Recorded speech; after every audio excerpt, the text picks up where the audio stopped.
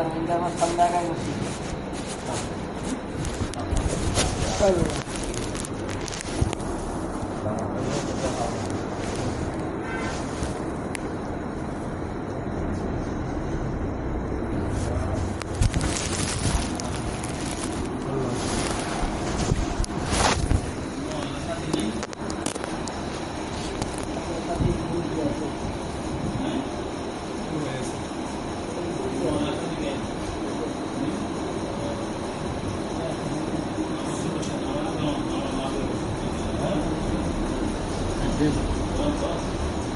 আসসালামু আলাইকুম ওয়া রাহমাতুল্লাহ। ওয়ালাইকুম আসসালাম ওয়া রাহমাতুল্লাহি ওয়া বারাকাতুহু। আলহামদুলিল্লাহ নাহমাদুহু ওয়া নুসাল্লি আলা রাসূলিহিল কারীম, আম্মা বা'দ। আউযু বিল্লাহি মিনাশ শাইতানির রাজীম। বিসমিল্লাহির রাহমানির রাহিম। ওয়ালা ইউশরিক বিইবাদাতি রাব্বিহি আহাদা। সাদাকাল্লাহুল আযীম। আমরা দুরূদ শরীফ পড়ি। আল্লাহুম্মা সাল্লি আলা মুহাম্মাদ ওয়া আলা আলি মুহাম্মাদ কামা সাল্লাইতা আলা ইব্রাহিম ওয়া আলা আলি ইব্রাহিম ইন্নাকা হামিদুম মাজিদ। আল্লাহুম্মা বারিক আলা মুহাম্মাদ ওয়া আলা আলি মুহাম্মাদ কামা বারাকতা আলা ইব্রাহিম ওয়া আলা আলি ইব্রাহিম ইন্নাকা হামিদুম মাজিদ। আলহামদুলিল্লাহ, মাগরিবের নামাজের পরে যে সময়টা, এটা অনেক দামি মূল্যবান একটা সময়। তো এই দামি সময় আল্লাহ আমাদেরকে দামি জায়গা, আল্লাহর ঘর, মসজিদের মধ্যে বসার তৌফিক দান করছেন। এই জন্য আমরা অন্তর থেকে শুকরিয়া আদায় করি আলহামদুলিল্লাহ। হাদিসে আছে, মসজিদ হইল উত্তম জায়গা, আর উত্তম জায়গায় উত্তম মানুষেরাই আসতে পারে। আরেক হাদিসে আছে, মসজিদ হলো আল্লাহর ঘর, আর আল্লাহর ঘরে আল্লাহওয়ালারাই আসতে পারে। যেই মজলিসে দিনের কথা আলোচনা হয়, এই মজলিসটা হইল জান্নাতের বাগান। আর জান্নাতের বাগানে জান্নাতি মানুষেরাই বসতে পারে। তা আল্লাহ আমাদেরকে আশা করা যায় এক সময় না এক সময় জান্নাত দিবেন, যে কারণে জান্নাতের বাগানে বসার তৌফিক দান করছেন। এই মজলিসটার দাম কত? ইমাম গাজ্জালি রহমতুল্লাহ আলাইহি বলেন, কেউ যদি একটা দিনের মজলিসে বসে একবার, এই পরিমাণ নেকি তার আমলনামায় দেওয়া হয়। যদি সে 70টা খারাপ মজলিসে বসে, গীবত, আড্ডা, খারাপ ষড়যন্ত্র, 70টা খারাপ মজলিসে বসলে যেই পরিমাণ গুনাহ হয়, দিনের একটা উত্তম মজলিসে বসলে 70টা খারাপ মজলিসের গুনাহের কাফারা আদায় হয়ে যায়। জন্য ভাই, এটা অনেক দামি মজলিস।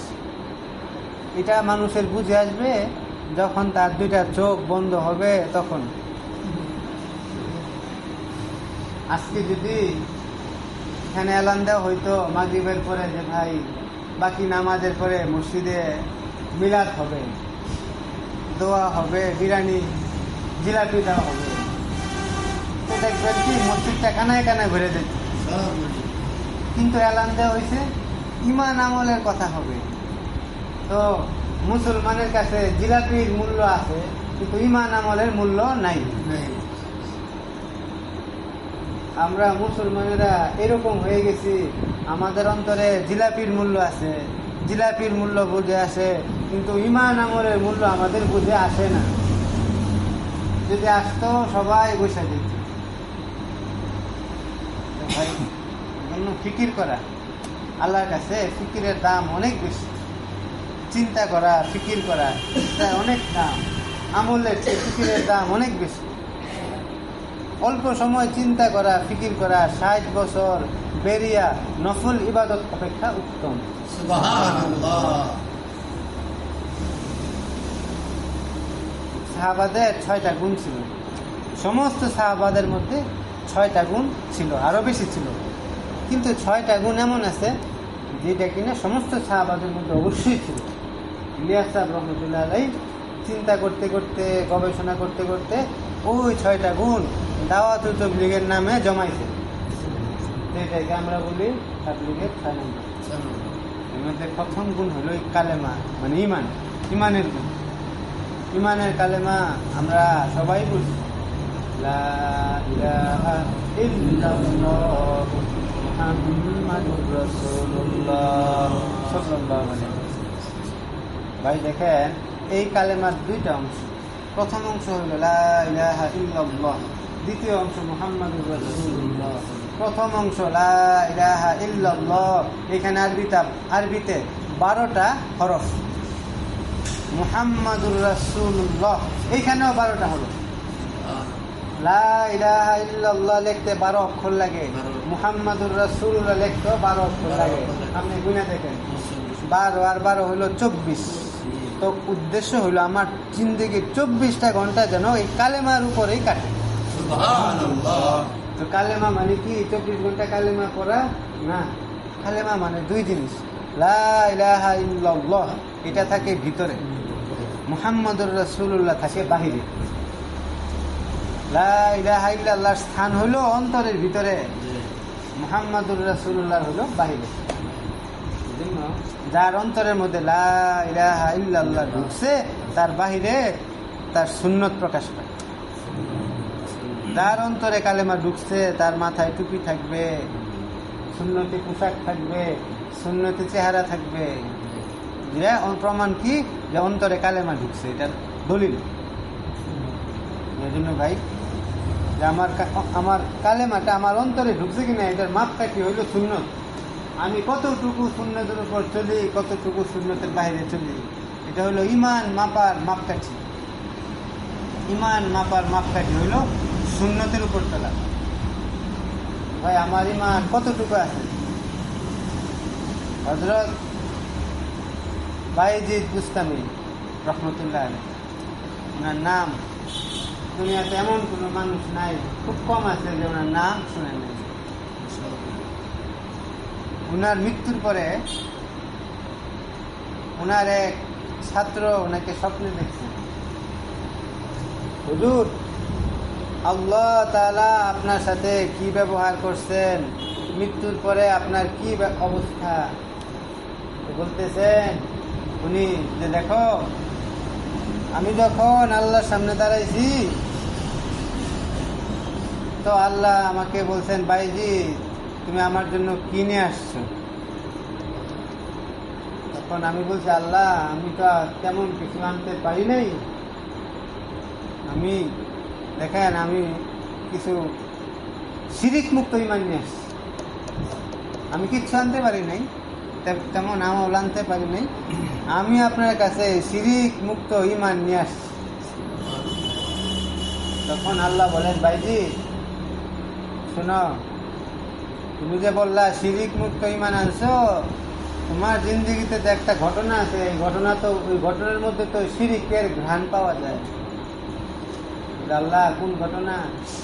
বলে, ভাইজি তুমি একদিন রাত্রেবেলা ঠান্ডা দুধ খাইছিলা, দুধ খেয়েছিলা ঠান্ডা দুধ, আর সকালবেলা তোমার পেটটা খারাপ হয়ে গেছিল, সকালবেলা তোমার পেটটা খারাপ হয়ে গেছিল, তখন তুমি একটা মন্তব্য করছিলা, ওই মন্তব্য থেকে শিরকের ঘ্রাণ পাওয়া যায়।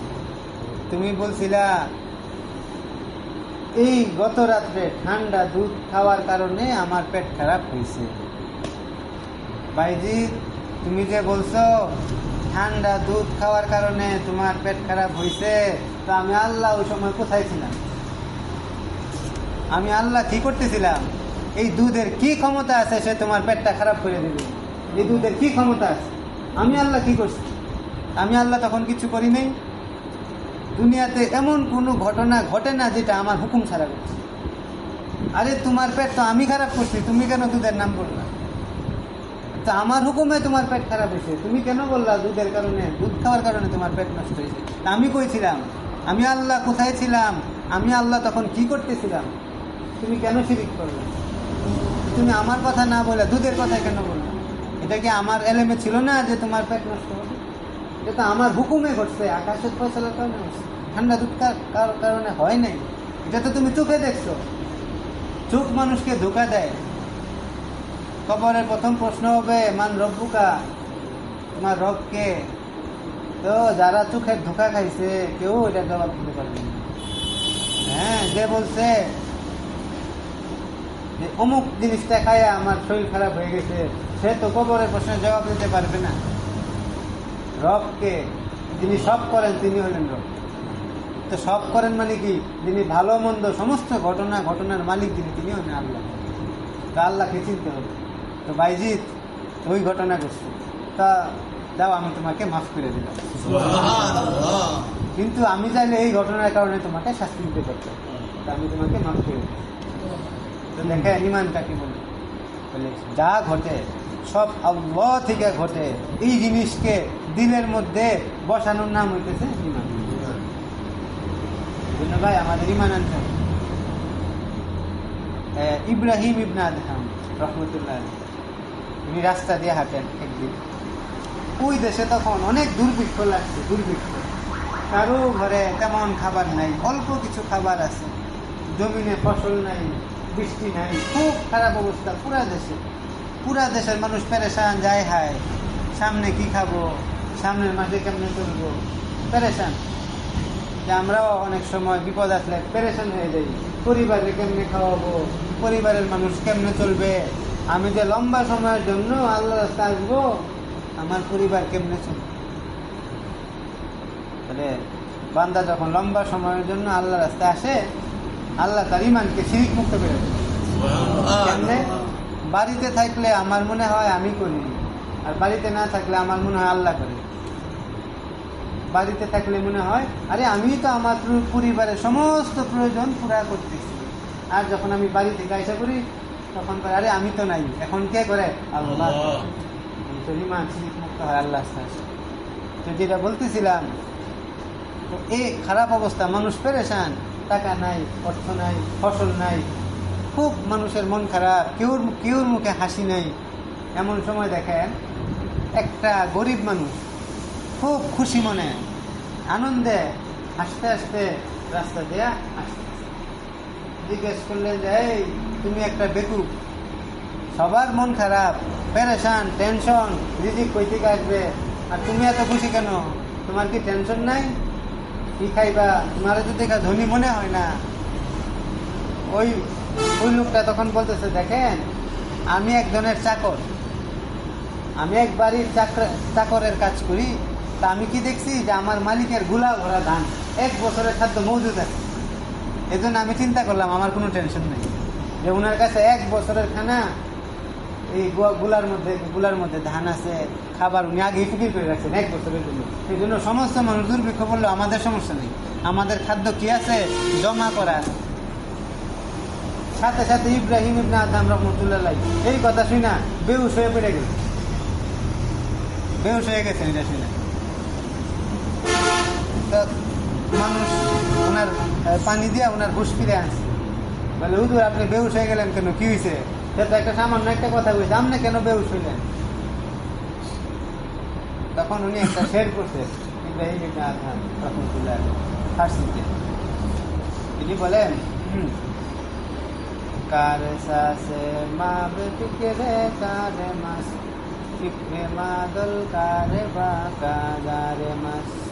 উনি বলেন দেখো এই গোলাম যেমন তার মালিকের উপর ভরসা করে আছে যে আমার মালিকের কাছে 1 বছরের খাবার রাখা আছে, আমার কোনো টেনশন নাই।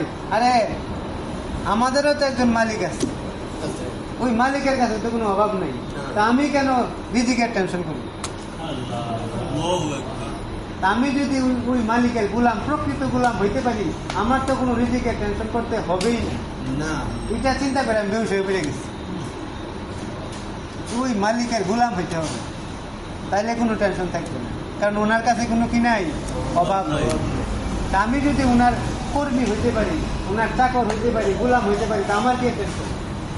এই জন্য ভাই আল্লাহর সাথে এই সম্পর্কের নাম হলো ইমান। আল্লাহর গোলামি প্রকৃতভাবে করার নাম হচ্ছে ইমান। এই জন্য ইমান আনতে হবে প্রকৃতভাবে। ইমানের পরে সবচেয়ে গুরুত্বপূর্ণ আমল হলো নামাজ। নামাজ কেমনে করে? আমরা সবাই নামাজ পড়ি। কার নামাজ আল্লাহর কাছে দামি? কোন নামাজটা দামি? এই যে আল্লাহু আকবার বলে মুয়াজ্জিন, মানে এটার দাম কত? এই যে তাকবীরুল্লাহ যেটাকে বলা হয়, ইমাম সাহেব যখন বলে আল্লাহু আকবার, ওই সময় সাথে সাথে যদি কোনো মুসল্লি পড়ে আল্লাহু আকবার, সাথে সাথে দেরি না করে সানা পড়ার আগেই কেউ যদি আল্লাহু আকবার বলতে পারে, এটাকে বলে তাকবীরুল্লাহ। এটার দাম কত? বলে 1000 উট আল্লাহ রাস্তায় কুরবানি করলে যেই নাকি একটা তাকবীরুল্লাহ ওই নাকি। তাকবীরুল্লাহর দাম কত? আর এই তাকবীরটা মানে কি? এই যে আল্লাহু আকবার বইলা নামাজ শুরু করলাম, এই তাকবীর বলা তো ফরজ। এই আল্লাহু আকবার বলাটা ফরজ। এটার মানে কি? আল্লামা জালালউদ্দিন রুমি রহমতুল্লাহ আলাইহি মুসনবী শরীফের মধ্যে লেখেন, বড় আশ্চর্য কথা লেখেন, যে কুরবানির পশুকে যখন জবাই করা হয় তখন কোন শব্দ করা হয় বিসমিল্লাহর পরে? আল্লাহু আকবার। আর নামাজের সময় কোন শব্দ করা হয়? আল্লাহু আকবার। তো উনি দুইটার মধ্যে একটা মিল পাইছেন, তা আশ্চর্য মিল। বলে কি মিল? মাওলানা রুমি বলতেছে, রফতে জব আল্লাহু আকবার মিকুনি আঞ্জনি দর জব হে নফসে রুস্তানি। বলে কুরবানির পশুকে জবাই করার সময় পড়ো আল্লাহু আকবার, তখন নিয়ত কি থাকে? আমি আমার কুরবানির পশুকে জবাই করতেছি। আর তুমি যখন নামাজে দাঁড়ায় বলবা আল্লাহু আকবার, তুমি এই নিয়ত করো তুমি তোমার নফসের গলার মধ্যে ছুরি চালাইতেছো, যেন তোমার নফস সালাম ফিরানোর আগ পর্যন্ত দুনিয়ার কোনো ধ্যান না করে। রব্বে জব আল্লাহু আকবার মিকুনি হানচনি দর জব হে নফসে রুস্তানি। বলে তাইলে তোমার নামাজ হাকিকতের নামাজ হবে। আমরা নিজেকে প্রশ্ন করি, আমরা যে আল্লাহু আকবার করি এর আগে কোনো ধ্যান করি কিনা, নাকি খালি নিয়ম রক্ষার আল্লাহু আকবার বইলেই যে এটা সব পাওয়ার আশা করি কিনা, যে 1000 উট আমার আমল নামায় কুরবানির সব লেখা হয়, এই নিয়তটা আমি করি কিনা, আমার আগ্রহ আছে কিনা। একটা কেউ যখন লাভ বুঝে আমল করে ওই আমল একরকম, লাভ না বুঝে আসলে আমল করলে ওটা গুরুত্বই কম থাকে অন্যরকম।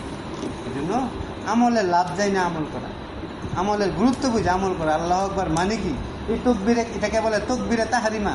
বলে যেই তাকবীর দিলে দুনিয়ার সমস্ত হালাল কাজ হারাম হয়ে যায়, এটাকে বলে তাকবীরে তাহরিমা। আপনি নামাজের আগে চা খাওয়া যায়, পানি খাওয়া যায়, খাবার খাওয়া যায়, আপনি যখন একবার বলবেন আল্লাহু আকবার, সমস্ত জায়েজ জিনিস আপনার জন্য হারাম হয়ে যাবে। এটার নাম তাকবীরে তাহরিমা। ভাই ওই রকম ধ্যান আমার মধ্যে আসে কিনা, যে আমরা কি পড়তেছি, দাম কত। এই জন্য বলে গুরুত্বের সাথে আমল করা, নামাজটা অনেক মূল্যবান।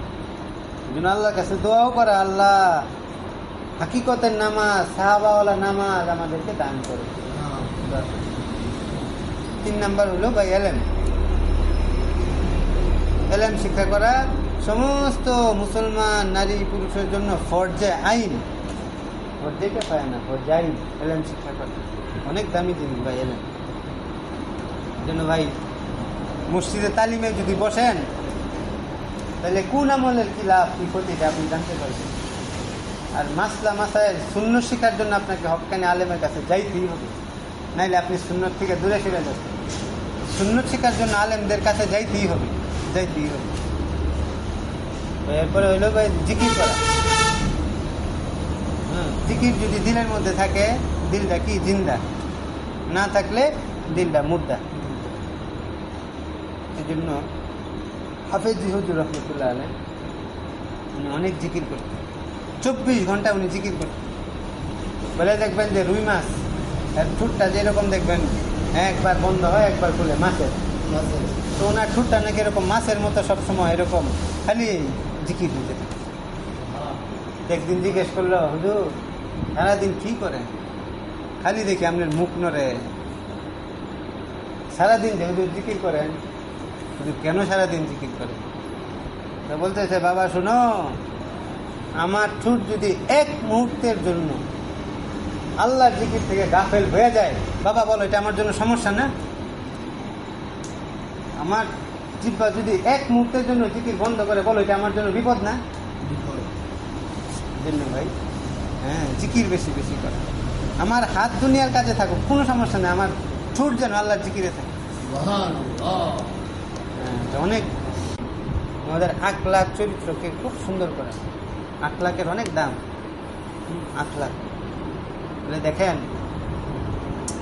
হুজুর পাক সাল্লাল্লাহু আলাইহি সাল্লাম ইরশাদ করেন, সমস্ত নবী সমস্ত রাসূলদের তিনটা বড় বড় আখলাক ছিল। তিনটা, এই তিনটা আখলাক যদি কোনো জিন ইনসানের মধ্যে আসে, বলে তাইলে কি হইলো?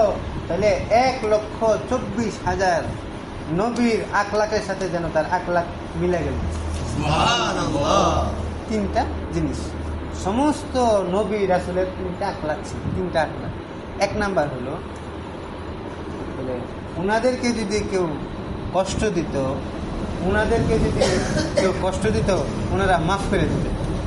এক নাম্বার। 2 নাম্বার, ওনাদের উপর যদি কেউ জুলুম করত, ওনারা প্রতিশোধ নিতেন না। আর 3 নাম্বার হলো, ওনাদের সাথে যদি কেউ সম্পর্ক ছিন্ন করার জন্য আসতো, যে আমি তোমার সাথে চলবো না, আত্মীয়তা সম্পর্ক রাখবো না, তখন ওনারা পাল্টা সম্পর্কটাকে জুড়ায়া রাখার চেষ্টা করত। এই তিনটা সিফত সমস্ত নবী রাসূলের ছিল। যদি কারোর মধ্যে এরকম একটা সিফত আসে, 1,24,000 নবীর আখলাকের সাথে তার আখলাকটা মিলে গেল। যার সাথে যার মিল হবে, তার সাথে তার হাসর, যার সাথে যার মহব্বত, তার সাথে তার কিয়ামত। ভাই দেখেন যে আমার মধ্যে তিনটা আখলাকের একটাও আছে, যে আমারে কেউ কষ্ট দিলে এটাকে আমি মাফ করি না দিলের মধ্যে রেখে দিই।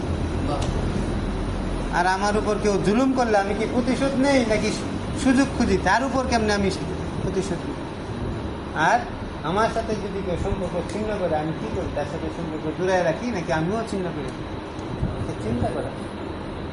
হ্যাঁ, অনেক দামি আয়াত, কোরআনে একটা আয়াত আছে যে কেউ যদি কারো কোনো ব্যবহারে দিলের মধ্যে কষ্ট রাখে, বাপ হোক, মা হোক, ভাই হোক, বোন হোক, ছেলে হোক, মেয়ে হোক, তাহলে একদিন না একদিন তার সাথে তার অনেক দূরত্ব সৃষ্টি হবে, সম্পর্ক নষ্ট হয়ে যাবে। যদি কেউ দিলের মধ্যে কষ্ট রাখে, ব্যথা রাখে, এই জন্য কি দিল থেকে সমস্ত কষ্ট দূর করে দেয়, সবাইকে মাফ করে দেয়। বলে জান্নাতের মধ্যে এত মজা কেন হবে? বলে জান্নাতের মধ্যে কোনো প্রতিহিংসা নেই, এই জন্য মজা। জান্নাতের মধ্যে কোনো প্রতিহিংসা থাকবে না। দুনিয়াতেও যদি কোনো অন্তরে প্রতিহিংসা বাদ দিয়ে দেয়, প্রতিহিংসা নাই, কষ্ট রাখে নাই, দিলটা সাফ, তো সে দিলের মধ্যে জান্নাতের কিছু শান্তি অনুভব করে। জান্নাতের জন্য ভাই আমাদের আখলাক সুন্দর করি, সমস্ত মুসলমানকে ভালোবাসা, প্রাণীদের উপরও দয়া করে। আর 5 নাম্বার হলো সহিনিয়ত। সহিনিয়ত মানে কি? যা কিছু করবো একমাত্র আল্লাহর জন্যই করবো। হ্যাঁ, যা নামাজ শুরুর আগে একটা দোয়া আছে, এই দোয়া পড়া সুন্নত না, মুস্তাহাব না, তো পড়লে ধ্যানের জন্য পড়া যায়। দেন আমাদের দোয়া বলো এটা আগে। এখানে এটার মধ্যে ইখলাসের কথা আসছে, ইন্নী ওয়াজ্জাহতু ওয়াজহিয়া লিল্লাযী ফাতারাস সামাওয়াতি ওয়াল আরদা হানিফা ওয়া মা আনা মিনাল মুশরিকিন। এর অর্থ হইল এরকম, আল্লাহ আমি পূর্ব অন্য সমস্ত দিক, সমস্ত মূর্তি, সমস্ত দুনিয়ার জিনিস থেকে মুখ ফিরাইয়া আমার অন্তরকে একমাত্র আপনার দিকেই রুজু করলাম। আমি আমার তাওয়াজ্জু আমি আপনার দিকে ফিরাইলাম, সব বাদ। আমি কারোর জন্য কিচ্ছু করি না, আমি দিনের কথা বলি আল্লাহর জন্য, দিনের কথা শুনিও আল্লাহর জন্য। তো নিয়ত করা। ইখলাস কেমনে আসবে? বলে ইখলাসওয়ালা মানুষদের সাথে চললে পরে ইখলাস হবে।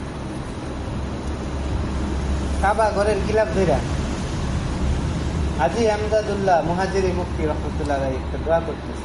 এরকম দোয়া খুব কম মানুষ করছে। উনি কি দোয়া করতেছেন? আল্লাহ, দুনিয়ার মানুষ আপনার কাছে এখানে এসে কত কিছু চায়, কাবার গিলাফ ধইরা। কেউ ছেলে চায়, কেউ মেয়ে চায়, কেউ টাকা চায়, কেউ জমি চায়, কত কিছু চায়। আল্লাহ আপনি সাক্ষী থাকেন, আমি আমদাদুল্লাহ শুধু আপনারই চাই। উনি দোয়া করছেন, हर तमन्ना दिल से रुखसत हो गई, अब तो आजा अब तो जलवत हो गई। আল্লাহ আমার অন্তর থেকে সমস্ত কিছুর আশা চলে গেছে, আপনি আমার অন্তরে এসে যান, আপনি আমার অন্তরে এসে যান। তা আমরা কোনোদিন আল্লাহর কাছে এই দোয়াটা করছি না। আল্লাহ, মানুষ আপনার কাছে কত কিছু যায়, আমি আপনার কাছে, কারণ আপনি যদি আমার হয়ে যান সব কিছু এমনি আমার হয়ে যায়, সব আমার হয়ে যায়। উনি আরো দোয়া করতেছেন, बुजुर्गी की नहीं हमको जरूरत, गुलाम अपना बना हमको खुदाया। আল্লাহ, আমার বুজুর্গির দরকার নাই, আকাশে উড়ার দরকার নাই, কারামতির দরকার নাই, আমি শুধু আপনার গোলাম হইতে চাই। बुजुर्गी की नहीं हमको जरूरत, गुलाम अपना बना हमको खुदाया। আল্লাহ, বুজুর্গি লাগবে না, আপনার গোলাম বানায় নেন, তাইলেই হবে। ভাইগুলো হচ্ছে ক্লাস, সব আল্লাহর জন্য করা, দিলকে খালি করা মাকলুক থেকে, আল্লাহকে দিলে বসানো, ক্লাস। আর 6 নাম্বার দাওয়াতুত তাবলীগ। দেখেন এই সমস্ত কথা যা আমরা আলোচনা হইলো, বলে এটা কিসের বরকতে হয়েছে ভাই? তাবলীগের বরকতে। যদি তাবলীগ না থাকতো এখানে কে বসতো, কে কথা বলতো? বলে ইলিয়াস সাহেব রহমতুল্লাহ আলাইহি, ওনার কবরে সমুদ্রের ঢেউয়ের মতো লিখে দিতেছে। কেন? এই যে সমস্ত সব কে পাইতেছে, কাজটা শুরু করছে। পুরা দুনিয়াতে এখন দিনের মধ্যে শুনতেছে বিভিন্ন মসজিদে। হ্যাঁ, উনি কবরে শুয়ে আছে, সমুদ্রের ঢেউয়ের মতো লিখে যাইতেছে। ভাই তাবলীগ কি? বলে নিজের কথা আল্লাহকে বলা, মানুষের কথা আল্লাহকে বলা, এটার নাম হচ্ছে দোয়া। আর আল্লাহর কথা মানুষকে বলা, এটার নাম হচ্ছে দাওয়াত। দাওয়াত আর দোয়া। বলে মানুষের কথা আল্লাহকে বলা, এটার নাম দোয়া। আর আল্লাহর কথা মানুষকে বলা, এটার নাম দাওয়াত। ভাই দাওয়াত হলো আল্লাহর কথা কি মানুষের কাছে কাছে যায় পৌঁছায় দেওয়া, মানুষকে আল্লাহর দিকে ডাকা। আল্লাহ তাআলা কোরআনে বলছেন, ওয়ামান আহসানু কাওলাম মিম্মান দাআ ইলাল্লাহ। ওই ব্যক্তির কথা হইতে উত্তম কথা আর কার হইতে পারে যে মানুষকে আমি আল্লাহর দিকে ডাকি। আল্লাহ বলছেন এর কথা সবচেয়ে দামি, সবচেয়ে দামি, সবচেয়ে দামি। এর চেয়ে দামি কথা হইতেই পারে না। মন্ত্রীর কথা, এমপির কথা এর চেয়ে দামি না, কারো কথা দামি না। যে আমার দিকে মানুষকে ডাকে তার কথা সবচেয়ে দামি। ভাই বুঝা আমি কত দামি কাজ করতেছি, আমি যদি না বুঝি এটা জুলুম হবে। যে আমি মানুষকে আল্লাহর কথা বলতেছি, যদি আমার এটার মধ্যে গুরুত্ব না থাকে, এটা বাইরে জুলুম হবে। আমি মনে মনে বলবো, আল্লাহ আমি তো সর্বশ্রেষ্ঠ কথা বলতেছি, আর আমি বলতেছি না, আপনি বলাইতেছেন। এখানে কেউ বসে নাই, আল্লাহ বসাইছেন। আমরা কেউ মসজিদে আসি নাই, আল্লাহ নিয়ে আসছি। যদি বলে আমি আসছি, এটা শিরক। আরে আমি কে? আমি কেউ না, আল্লাহ তৌফিক দিলে হয়। আজানের সময় কি পড়ে? হাইয়া আলাস সালাহ, নামাজের দিকে আসো, তখন কি করেন? লা হাওলা ওয়ালা কুওয়াতা ইল্লা বিল্লাহ। মানে কি আল্লাহ আমি নামাজে আসতে পারবো না যদি আপনি তৌফিক না দেন। এটা মানে লা হাওলা ওয়ালা কুওয়াতা ইল্লা বিল্লাহ। আল্লাহ আমি তো নামাজে আসতে পারবো না যদি আপনি তৌফিক না দেন। এই জন্য করা হয় লা হাওলা ওয়ালা কুওয়াতা ইল্লা বিল্লাহ। অনেকে বলে এটা পড়লে নাকি শয়তান যায়। আরে না, আজান দেওয়ার লগে লগে শয়তান চলে যায়, এটা পড়ার দরকার নাই। এটা কেন করেন? যেন আপনি আল্লাহর সাহায্য চাইলেন, আল্লাহ না চাইলে আপনি মসজিদে আসতে পারবেন না। এই জন্য পড়া হয় লা হাওলা ওয়ালা কুওয়াতা ইল্লা বিল্লাহ। সামনে থেকে যখন এটা পড়বেন আজানের সময়, এই নিয়তটা রাখেন, দেখবেন কেমন মজা লাগে। আজানের যখন জবাব দিবেন, মনে মনে চিন্তা করেন, আল্লাহ লা হাওলা ওয়ালা কুওয়াতা ইল্লা বিল্লাহ এই জন্য পড়তেছি।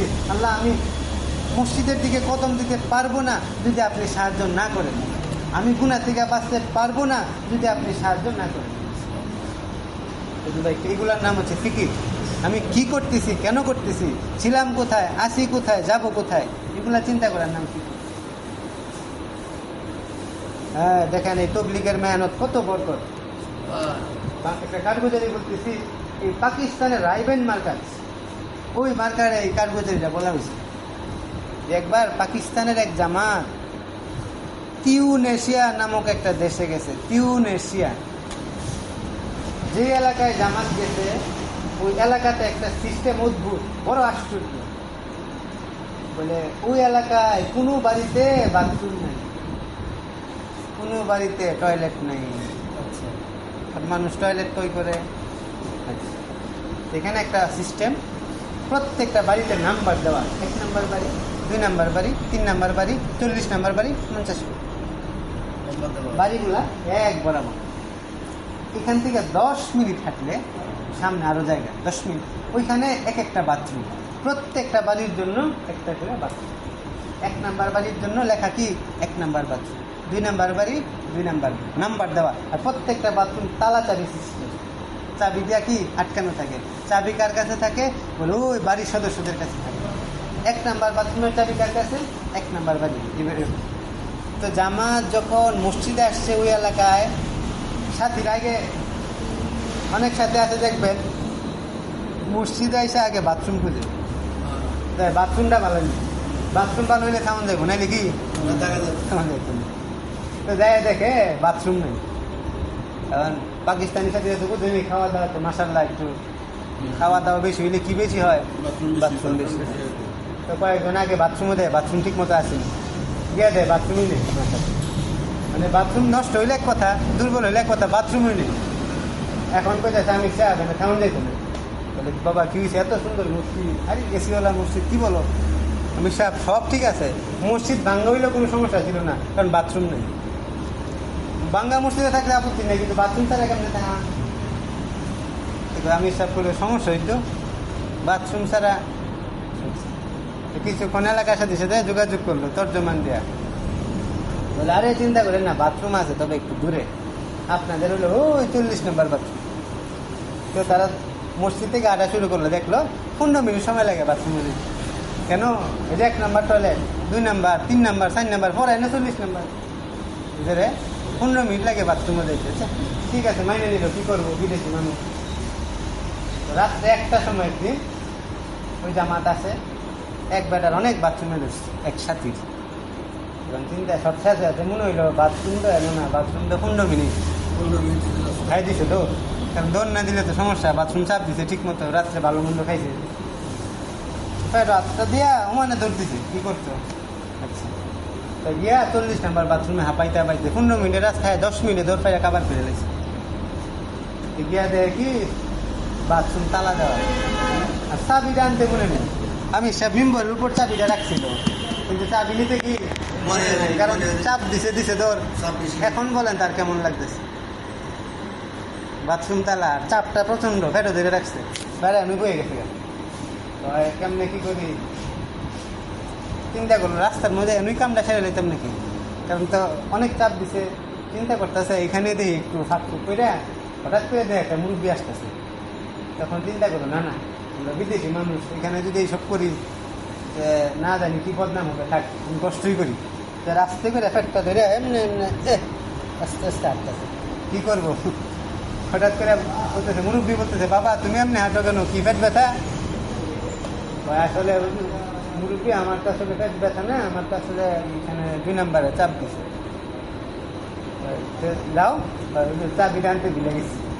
আচ্ছা ঠিক আছে, চাবি আনতে হবে না, এই দেখো এটা আমার বাথরুম 30 নাম্বার, নাও যাও।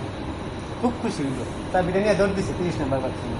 আর একবারে সুন্দর করে বাথরুম সেরে আইসা চাবিটা আবার ফেরত দিচ্ছে। তো বলেন তার মনটা এখন কেমন লাগবে যে বাথরুম সারছে, কত মজার আনন্দ। তো খুশি জিজ্ঞেস করলো, মুরব্বী জিজ্ঞাসা তোমরা কই থেকে আসছো, কেন আসছো? বলে আমরা পাকিস্তান থেকে আসছি, তবলিগ আসছি। বলে বাবা তবলিগ কি? তবলিগ কি? বলে তবলিগ হইলো আল্লাহর দিকে মানুষকে ডাকা। মুরব্বী বলতেছে আল্লাহকে? কে আল্লাহ? আল্লাহকে। বৃদ্ধ লোকটা মুসলমান না কি কাফের বৃদ্ধ লোক।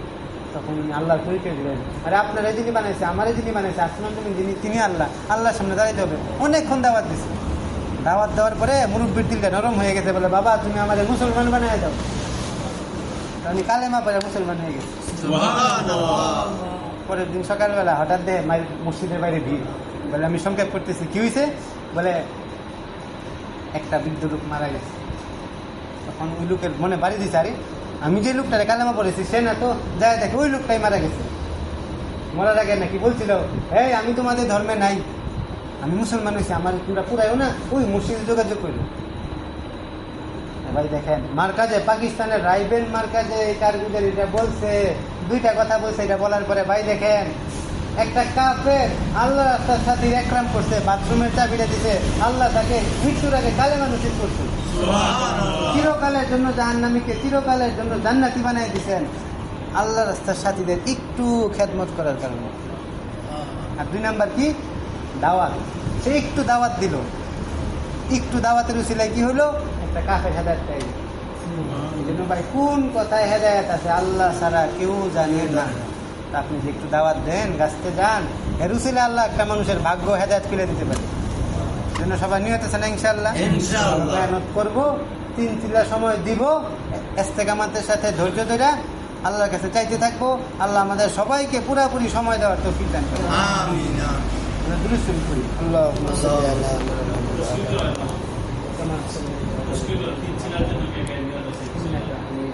ভাই 3 চিল্লার জন্য ইনশাআল্লাহ এখানে কার কার নিয়ত আছে? আল্লাহ সবাইকে কবুল করেন, জানে মালে বরকত দান করেন, আল্লাহ রাস্তায় সফর করা অনেক সহজ করে দেন, পরিবারকেও কবুল করেন, সমস্ত জরুরত গায়েব থেকে পুরা করে দেন, রিজিকের মধ্যে বরকত দান করেন।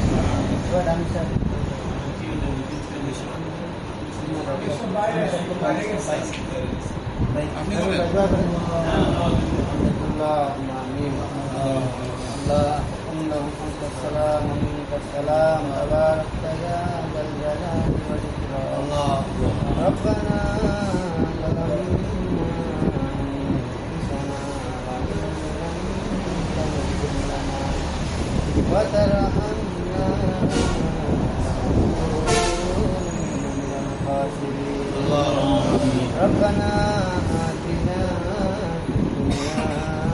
حسنة وفي الآخرة حسنة وقنا عذاب النار رب ارحمهما كما ربياني صغيرا رب ارحمهما كما ربياني صغيرا يا مقلب القلوب ثبت قلبي على دينك اللهم اهدنا واهدنا وعلى الناس جميعا لا إله إلا أنت سبحانك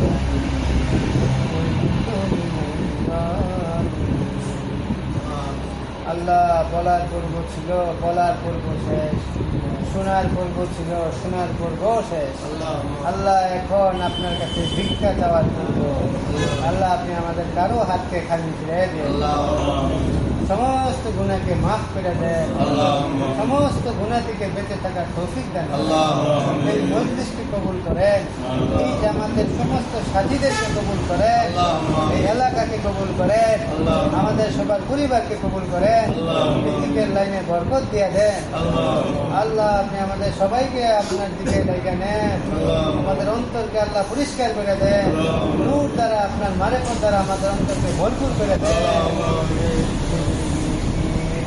हमको जरूरत गुलाम अपना बना हमको खुदाया हर तमन्ना दिल से रुखसत हो गई अब आजा अब तो जरूरत हो गई আল্লাহ আমাদের অন্তর থেকে সমস্ত কিছুর আশা দুনিয়ার মহব্বত বাহির করে দেয়, আপনার মহব্বত আমাদের দিলের মধ্যে বসায় দেয়, আপনার প্রিয় নবীকে একবার হইলেও স্বপ্নে দেখার তৌফিক দান করেন।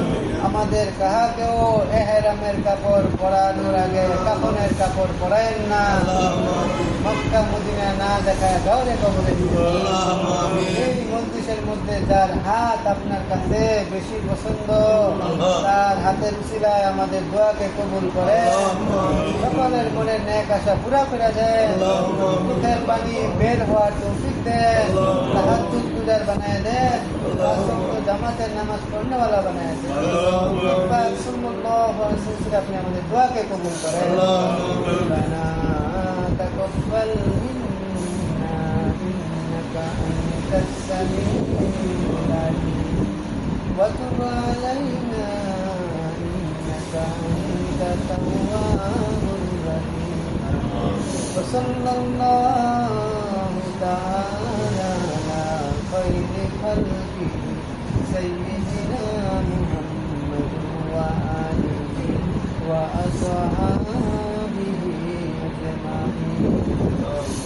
سبحان ربك رب العزة عما يصفون وسلام على المرسلين والحمد لله رب العالمين. السلام عليكم ورحمة الله وبركاته.